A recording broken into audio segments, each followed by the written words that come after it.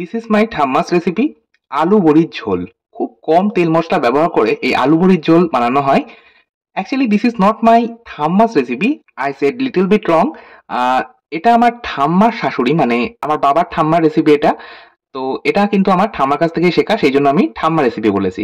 What ever this is my ঠাম্মাস recipe yeah my father's ঠাম্মাস recipe, but ভীষণই সুস্বাদু আর স্বাস্থ্যকর কম তেল মশলা ব্যবহার করে বানানো একটা রেসিপি।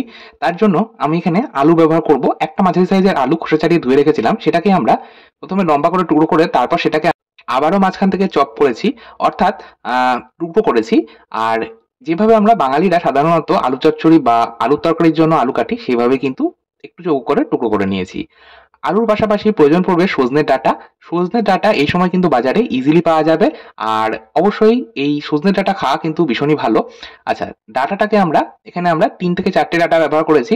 আর ডাঁটাটাকে আমরা অবশ্যই ভালো করে ধুয়ে আঙুলের শেপে, মানে ছোট ছোট হাফ থেকে ১.৫ ইঞ্চি সাইজে টুকরো করে রেখেছি।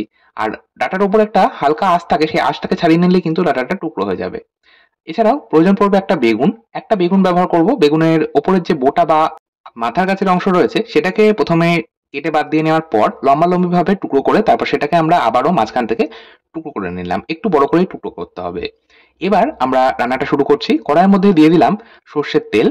তেলটাকে আমরা প্রথমে ভালো মতো গরম করে নেব।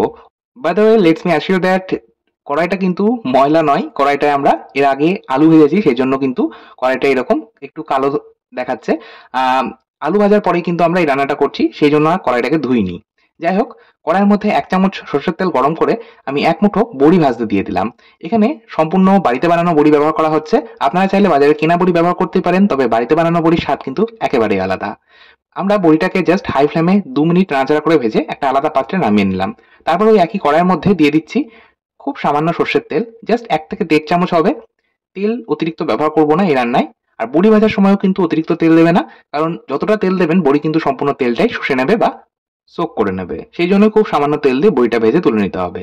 বড়ি ভেজে তুলে নেওয়ার পর ওই একই কড়াইয়ের মধ্যে তেল গরম হতে দিয়েছিলাম। তেলের মধ্যেই ফোড়ন দিচ্ছি হাফ চা চামচ সর্ষে আর হাফ চা চামচ গোটা জিরে। এই দুটো মশলা যখন চড়বড় করে ফেটে উঠবে তখন দিয়ে দিতে হবে ৩টে চেরা কাঁচা লঙ্কা। ঝাল বুঝে কাঁচা লঙ্কা দিতে হবে। এই রান্নায় কোনো রকম শুকনো লঙ্কা ব্যবহার হয় না। খুব কম তেল মশলায় যেহেতু একটা হেলদি খাবার বানানো হচ্ছে, তাই শুকনো লঙ্কার ব্যবহার একেবারেই হবে না। ফোড়নটা একটু ভাজা ভাজা হলে, ফোড়ন অর্থাৎ কাঁচা লঙ্কাটা একটু ভাজা হলে দিয়ে দিতে হবে আলু। টুকরো করে রাখা আলু হাফ চা চামচ লবণ দিয়ে ভেজে নেব। ১ মিনিট নাড়াচাড়া করে আলুটাকে প্রথমে ভেজে নিতে হবে। আলু যেহেতু ভাজতে সময়টা বেশি লাগে, সেই জন্য কিন্তু আমরা আলুটাকে প্রথমে দিয়ে ১ থেকে ১.৫ মিনিট মিডিয়াম আঁচে নাড়াচাড়া করে ভেজে নিচ্ছি। ১.৫ মিনিট পর দিয়ে দিচ্ছি আগে থেকেই টুকরো করে রাখা বেগুন আর সজনে ডাঁটা। এর মধ্যে দিয়ে দেবো হাফ ইঞ্চি আদা। আদাটাকে আমরা খোসা ছাড়িয়ে একটা গ্রেটারে গ্রেট করে রেখেছি, সেটাই ব্যবহার করছি। আদা কিন্তু আপনারা চাইলে বেটেও ব্যবহার করতে পারেন। এরই মধ্যে দিয়ে দিলাম হাফ চা চামচ হলুদ গুঁড়ো রঙের জন্য। কোনো রকম কাশ্মীরি লঙ্কার গুঁড়ো সেই সময় রান্নায় ব্যবহার হতো না। এছাড়াও অবশ্যই দিতে হবে লবণ। এখানে আমি হাফ চা চামচ লবণ দিয়েছি, স্বাদ মতো লবণ দেবে। সমস্তটাকে এখন নাড়াচাড়া করে প্রথমে হাই ফ্লেমেই ২ থেকে ৩ মিনিট ভেজে নেব। সবজিগুলো যদি প্রথমেই মোটামুটি ৩-৪ মিনিট ভেজে নেওয়া যায়, তারপর তরকারি বা সবজি বানানো হয়, তাহলে কিন্তু খেতে ভীষণ ভালো হয়। আমি ৪ মিনিট সমস্ত সবজি হাই ফ্লেমে ভেজেছি। এবার দিয়ে দিলাম গরম জল। এখানে আমি ২ কাপ গরম জল ব্যবহার করছি। সবসময় আমি রান্নায় গরম জল ব্যবহার করি, এতে রান্নার স্বাদটা ভালো হয়। আর গরম জলের পরিমাণটা কিন্তু আপনারা আপনাদের পরিমাণ মতন দেবেন। যতটা সবজিতে ঝোল বা তরকারি রাখতে পছন্দ করবেন সেই মতো কিন্তু জল দিতে হবে। এবার গ্যাসের ফ্লেমটাকে আমরা মিডিয়ামে রেখে কভার করে এটা কুক করব যতক্ষণ না সমস্ত সবজি সেদ্ধ হচ্ছে। ৭ থেকে ৮ মিনিট সময় লাগবে সমস্ত সবজি সেদ্ধ হতে।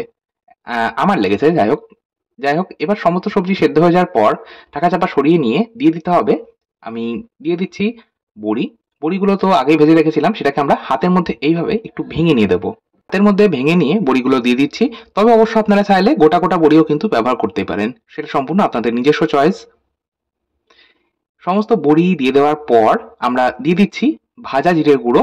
সবশেষে হাফ চামচ ভাজা জিরের গুঁড়ো দিচ্ছি। ভাজা জিরের গুঁড়ো অর্থাৎ শুকনো কড়াই বা তাওয়ার মধ্যে গোটা জিরে ভেজে নিয়ে ২ থেকে ২.৫ মিনিট একদম লো মিডিয়াম ফ্লেমে, তারপর সেটা ঠান্ডা করে গুঁড়ো করে নেওয়া রয়েছে।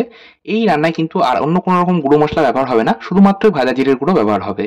দিয়ে দিলাম সবশেষে ১ চামচ চিনি। অবশ্যই রান্নায় চিনি ব্যবহার করবেন, রান্নার স্বাদ কিন্তু না হলে অসম্পূর্ণ রয়ে যাবে। সমস্তটা মিশিয়ে নিয়ে নামিয়ে নিলাম। নাও সার্ভ ইট উইথ গরম গরম ভাত।